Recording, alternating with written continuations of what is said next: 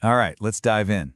Today, we're going to talk about a philosophy that's, believe it or not, been battle-tested for over 2,000 years.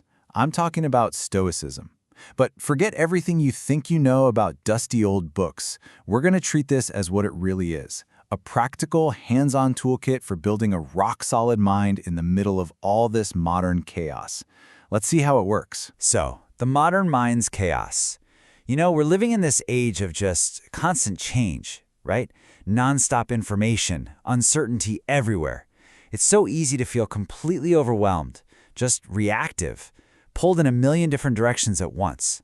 Well, that feeling, that inner chaos, that is exactly the problem Stoicism was built to fix. Okay, let me ask you something, and I want you to be really honest with yourself here.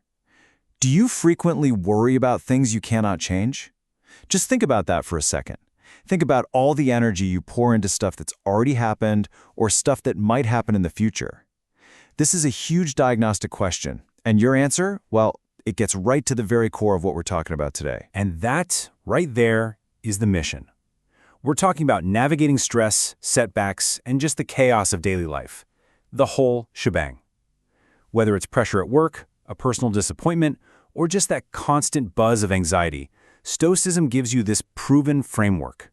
A way to respond not with those knee-jerk reactions we all have, but with real clarity, purpose, and, an actual sense of calm. All right, Section 2, an ancient mental toolkit.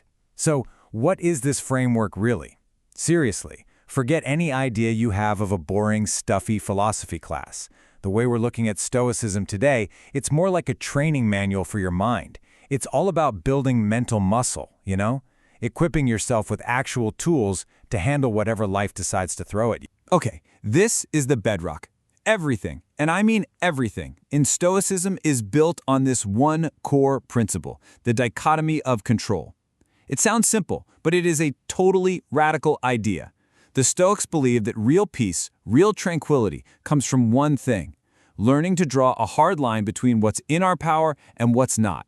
And then, this is the key, focusing all of our energy, all of it, only on the things we can actually control. And here's what that looks like in practice. Let's break it down. On one side, you have what's in your control: your judgments, your actions, your desires, your character. This is your domain. This is your playground. Then on the other side, you have what's not in your control: external events, what other people do, what they think about you, your reputation, and yeah, even your health and wealth to a large degree. I mean, think about it. You can influence your health by eating well and exercising, sure, but you can't control whether you get sick. It's just not in your power. And the Stoics were adamant about this. Most of our anxiety, our frustration, our suffering, it comes from us desperately trying to manage that second column. And this quote from Epictetus, wow, it just nails it. This is a guy who was literally a slave and became one of the most respected Stoic teachers ever. He says, the only way to happiness is to cease worrying about things which are beyond the power of our will. He's not saying happiness is about getting everything you want. He's saying it's about letting go of the worry. Letting go of trying to control things that were never yours to control in the first place. I mean, can you imagine the freedom in that? It's huge. Section 3, the 4-week transformation. Okay, so this all sounds great in theory, but how do you actually do it? How do you make it a part of your life? Well, the guide we're walking through lays it all out in a really structured 4-week program. This isn't just about reading ideas. It's a day-by-day journey to actually, methodically, build a more resilient mind. So here's the roadmap for the journey. It's a 4-step process to a fortified mindset. Step 1, you're mastering control, getting that core principle down. Step 2, you're embracing fate. Whoa, we'll get to that. Step 3 is all about preparing for adversity, building that mental armor. And finally, step 4, you're living with virtue, pulling it all together. It's a really clear, logical progression. Okay, let's get into the nitty-gritty. Training for your mind. This is where it gets really fun and practical. Because this isn't just about thinking different thoughts. It's about doing different things. This guide is just packed with these really cool, actionable exercises that are designed to turn these big ideas into actual, ingrained mental habits. So let's take one of the first exercises you'd encounter. It's called the control circle exercise. It's a tool to visually sort your worries, and honestly, it's one of the simplest but most powerful ways to start applying that dichotomy of control to your everyday life. Here's how you do it. It's so simple. You literally just draw two circles, one inside the other. In that inner circle, that's your domain. You write down the things you actually control. Things like your thoughts, your reactions to things, the effort you put in, your character. Then, in the outer circle, you put everything else. The weather, what other people think, the economy, your past, all the stuff you can't control.